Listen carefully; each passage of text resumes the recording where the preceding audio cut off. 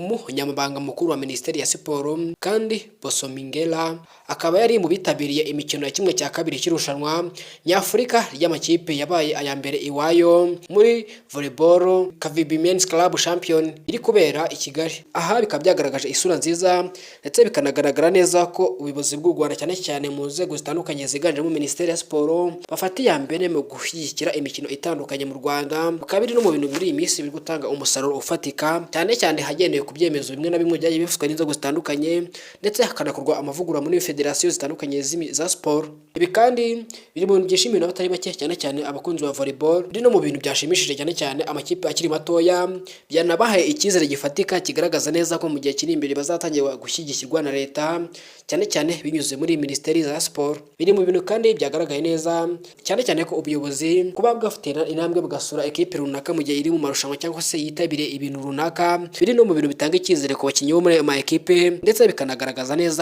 ayo ma ekipe agiye gushyira imbaraga mu mikorere yayo kugira ngo agaragare neza imbere y'ubuyobozi, cyane ko ayo ma ekipe aba bizi neza ko ari guhangana ari kurebwa n'amaso atandukanye bufasha ababifuza mu buzima bwa buri munsi n'ubundi babukesha abayobozi batandukanye muri minisiteri ndetse no mu nzego nkuru z'igihugu. Irushanwa rya volleyball mu Rwanda rimaze kugera ku rwego rushimishije uhereye mu myaka myinshi ishize ukurikije uyu munsi wa none aho bigeze, kubera yuko buri mwaka ingengo y'imari ishorwa muri volleyball ndetse bikanatanga umusaruro ufatika. Ni nyuma yuko igihugu cy'u Rwanda cyabonye neza ko muri football bagifite byinshi byo gukora, hanyuma imbaraga nyinshi bakazishyira muri volleyball ndetse no muri basket n'indi mikino itandukanye cyane cyane ariko idafite ihuriro n'umupira w'amaguru.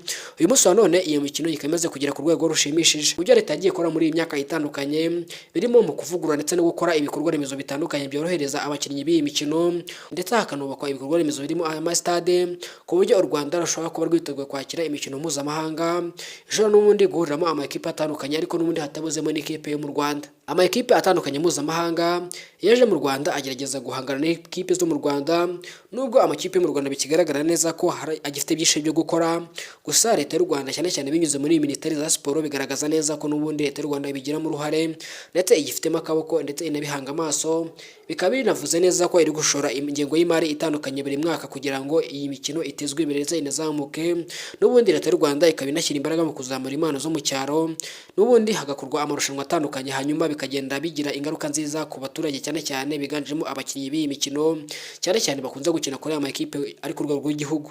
Nshuti bakunzi mudasiba gukurikirana amakuru yacu. Niba uri mushyashya hano wisanze ni kuri Taifa Rwanda, komeza udukurikirane umunsi ku wundi umenye amakuru yacu, ugomeze ubane natwe. Njye nitwa Taifa, ndabashimiye cyane. Imana ibarinde. Ciao ciao.